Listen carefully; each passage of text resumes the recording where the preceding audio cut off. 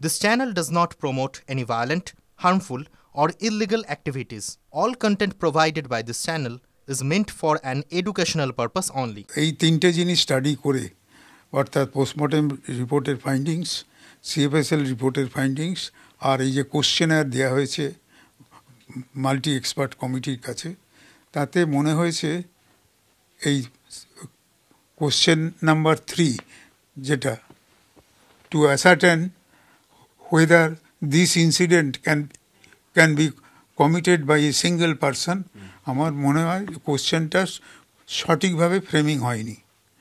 এবং উত্তরটা সম্বন্ধে বলতে গেলে বলা যায় যে উত্তরের লাস্ট লাইনটা থেকে এটাই বোঝা যাচ্ছে যে পোস্টমর্টেম রিপোর্টের ফাইন্ডিংসটাকে কনসিডার না করে একটা একপেশে মন্তব্য করা হয়েছে। অর্থাৎ পোস্টমর্টেম রিপোর্টের যা আছে 15টা আর 8টা না 9টা ইঞ্জুরি আছে, সেই ইন্টারনাল ইঞ্জুরি, এইগুলোকে কনসিডার করলে মানে সুচিন্তিত মতামত এর থেকে দিলে আমার মনে হয় এই উত্তরটা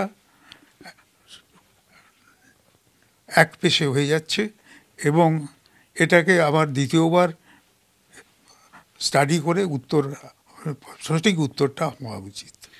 স্যার, একটা বিষয় হচ্ছে যে পোস্টমর্টম রিপোর্ট এবং এখানে এক্সপার্টস ওপিনিয়ন যেটা বলছেন, দুটোর মধ্যে কন্ট্রাডিকশনের জায়গাটা কোথায়? কেন আপনার মনে হচ্ছে যে পোস্টমর্টমের রিপোর্টে যা উঠে আসছে সেটা এক্সপার্টসদের এই যে ভার্সন সেখানের মধ্যে সেটা প্রতিফলন ঘটলো না? কেন এই যে ক্ল্যারিফিকেশনটা বলছেন যে পুরোটা এলো না, সেটা কেন মনে হলো আপনার?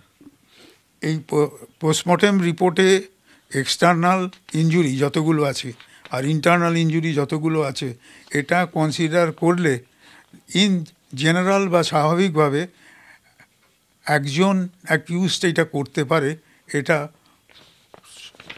বলা সঠিক নয়। কেননা এতগুলো ইনজুরি কখনো একজন লোক করতে পারে না in one sequence. এক্ষেত্রে কি পিও বা প্লেস অফ অকারেন্স চেঞ্জের কোনো বিষয় উঠে আসতে পারে? মানে প্লেস অফ অকারেন্স হয়তো ওটা নয়, সেরকম কিছু কোনো রিফ্লেকশন? এরকম কোনো প্রশ্ন তো এখানে করা হয়নি। এই প্রশ্নটা থাকা উচিত ছিল যে what was the actual place of occurrence. কেননা যেহেতু এটা হাসপাতালে হয়েছে, একটা স্পেসিফাইড প্লেসে হয়েছে ঘটনাটা, সেটা কোথায় সেটা কিন্তু reflection either in the postmortem report বা সেখানে নেই। অতএব কোন হসপিটালের অ্যাকচুয়াল কোন জায়গাটায় এই ঘটনাটা ঘটেছে, এই ইনভেস্টিগেশনটা খুব মানে সাইন্টিফিক্যালি এবং ইলাবোরেটলি করা হয়নি। বিভিন্ন বিষয় উঠে আসছে, সেটা হচ্ছে যে সুমিত যারা সহকর্মী ছিলেন ডক্টর সুমিত রায়, যারা ফার্স্ট উইটনেস, যারা পুলিশকে ডাকার আগে যারা বডি দেখেছিলেন বা যারা কো-পিজিটি ছিলেন, তারা সকলেই বলছেন বডি ডায়াসের উপরে ছিল, পা কোথায়?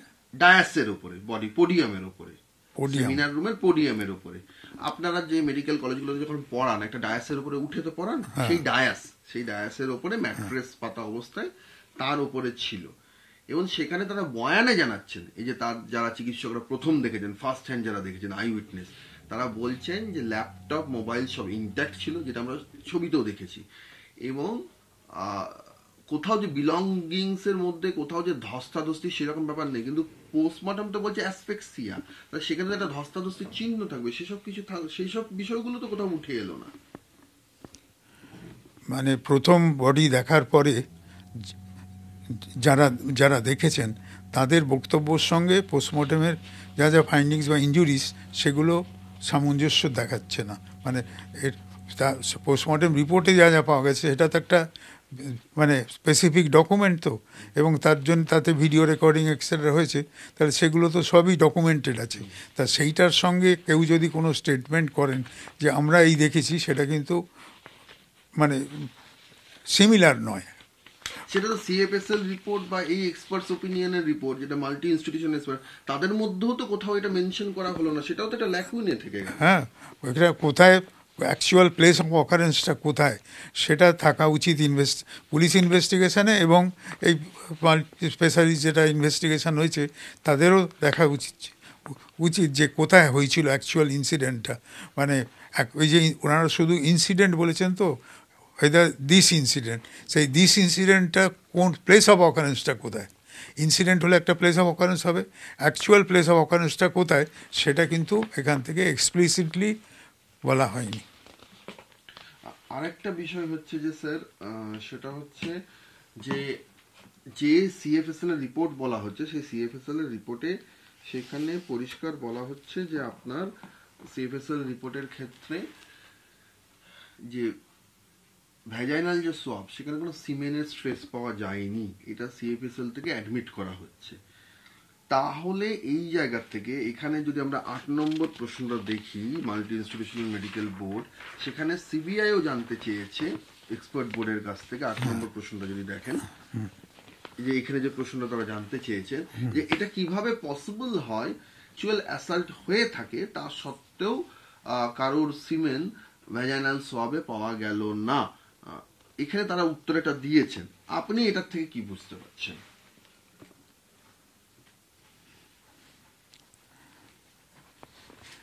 এখানে যেটা বলা হয়েছে পসিবিলিটিসগুলো হাইলাইট করা হয়েছে, এবং এই কারণের জন্যে সেক্সুয়াল অ্যাসল্ট হলেও কিন্তু এখানেতে সেমিনাল প্রেজেন্স অফ সিমেন এইটা বিয়ন্ড ডাউট বলা যায়নি সিএফএসএল এর রিপোর্টেতে। তার মানে এটাকে ইন্ডিকেট করতে চেয়েছেন যে সেক্সুয়াল অ্যাসল্ট হয়েছে by insertion of an object, এবং অথবা যে অ্যাকিউজ করেছে সে হয়তো ওই use penile penetration was done with use of barriers and condom. এটা পসিবল। স্যার আমার একটা প্রশ্ন হচ্ছে যে 3টে রিপোর্ট দেখে আপনার আর কোথায় কোথায় খটকা লাগছে, মানে কোন কোন জায়গাগুলো আপনার ইনভেস্টিগেটিভ, যদি আপনাকে এই দায়িত্ব দেওয়া হয় তাহলে আপনার মনে কোথায় কোথায় খটকা লাগছে এই 3টে রিপোর্ট দেখে? এই যে বলা হয়েছে যে কন্ডোম ইউজ হয়ে থাকতে পারে, হ্যাঁ, তা কন্ডোম ইউজ হলে সে কন্ডোমটা তো কোথায়, সেটা তো ডিটেক্টেড হবে, সেটার জন্য কোনো ইনভেস্টিগেশন করা হয়নি। যে যদি আমি বলি যে কন্ডোম ইউজ করে এই সেক্সুয়াল অ্যাসল্টটা করা হয়েছে, তাহলে সে কন্ডোমটা গেল কোথায়? সেটা তো নিশ্চয়ই প্লেস অফ অকারেন্সের ধারে কাছেই থাকবে। সেটা একমাত্র হতে পারে যে হয়তো টয়লেট দিয়ে ডিসপোজাল করে দেওয়া হয়েছে আর কি, যদি হয়ে থাকে। এছাড়া নইলে তো কন্ডোমটা তো, যে যদি কন্ডোম পরেই এই কাজটা করে থাকে তাহলে তো কন্ডোমের মধ্যে তার তো সেমিনাল ফ্লুইড থাকবে, তা সেটা গেল কোথায়? হ্যাঁ, আর ব্লান্ট অবজেক্ট কোন, এই যে সেক্সুয়াল অ্যাসল্টটা এই ব্লান্ট অবজেক্ট দিয়ে একজন ভদ্রমহিলার উপর করা হচ্ছে, এটা জিনিসটা হয়তো আমি পসিবিলিটি হিসেবে বলতে পারি, কিন্তু ট্রুথ এই ব্যাপারটা অ্যাকচুয়ালি হওয়া একটু মানে মোস্ট আনলাইকলি। আর এখানে যা যা বলা হয়েছে যে